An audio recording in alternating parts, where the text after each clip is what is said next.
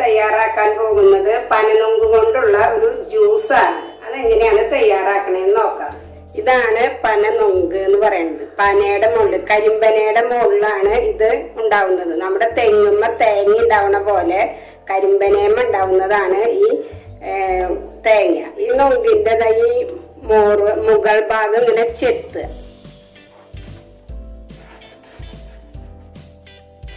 ഇതിന്റെ ഉള്ളിലാണ് ഇത് ഉണ്ടാവുക. അപ്പൊ ഇങ്ങനെ ഇത് ചെത്തി മുറിച്ചിങ്ങനെ എടുക്കണം.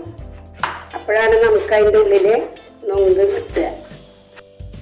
അപ്പൊ ഇതിന്റെ മുകൾ ഭാഗം ഇങ്ങനെ ചെത്തിയപ്പോ ഇതിന്റെ ഉള്ളിൽ ഇതാ നൊങ്ക് കാണുന്നു. അങ്ങനെ നമ്മൾ ഇതിങ്ങനെ വെട്ടി പൊളിച്ച് ഇങ്ങനെ എടുക്കുകയാണ് ചെയ്യണത്. ഇതാണ് അതിന്റെ നൊങ്ക്, അതിന്റെ ഉള്ളിലുണ്ടാവുന്ന നൊങ്ക്. ഇതിന്റെ തൊലി കളയണം. അത് ഇങ്ങനെ നഖം കൊണ്ട് ഇങ്ങനെ കളഞ്ഞിട്ട് വേണം നമുക്ക് എടുക്കാനായിട്ട്. ഇതിന്റെ തൊലി പാടില്ല. അപ്പൊ ഇത് ഞങ്ങളിത് അവിടെ തൊലി കളഞ്ഞ് വെച്ചിട്ടുള്ളതാണ്. അതിന്റെ തൊലിയാണ് ഇത്. ഇത് നല്ല അധികം മൂപ്പായത് പാടില്ല. ഇത് മൂത്തതാ. ഇത് നമുക്ക് മിക്സിയിൽ അടിക്കാൻ പറ്റില്ല. അല്ല, തേങ്ങ മൂത്ത പോലെ ഇതും മൂക്കും. അപ്പൊ ഇത് നമുക്ക് മിക്സിയിൽ അടിക്കാൻ പറ്റില്ല, കടിച്ചാൽ മുറിയില്ല.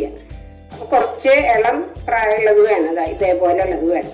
അതാണ്. പിന്നെ നമുക്ക് ഉഷ്ണം, നമ്മുടെ ഈ വേനൽക്കാലത്തൊക്കെ ഇത് വളരെ നല്ലതാണ് നമ്മുടെ ശരീരത്തിന്, തണുപ്പുള്ളതാണിത്. അപ്പോൾ ഈ കാലത്താണിത് ഉണ്ടാവുക. നവംബർ, ഡിസംബർ, ജനുവരി അങ്ങനെയുള്ള മാസങ്ങളിലൊക്കെയാണ് ഇത് വെട്ടാറാവുക. അപ്പൊ നമുക്ക് അതിനാവശ്യമുള്ളതാണ്.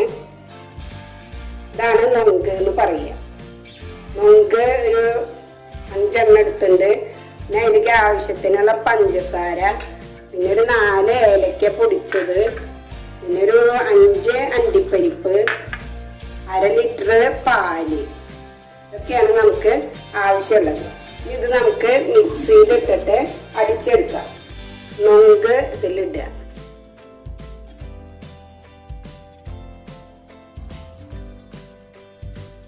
ഇതിലേക്ക് ഒരു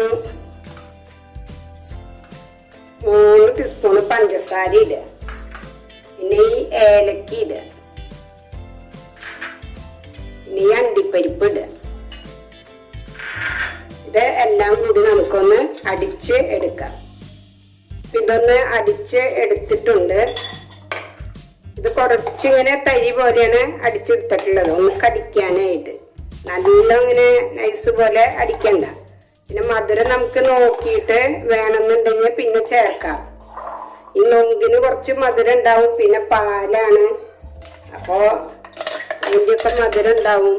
അത് നോക്കിയിട്ട് പിന്നെ ചേർക്കാം. ഇതിന് നമുക്ക് പാല് ചേർക്കാം.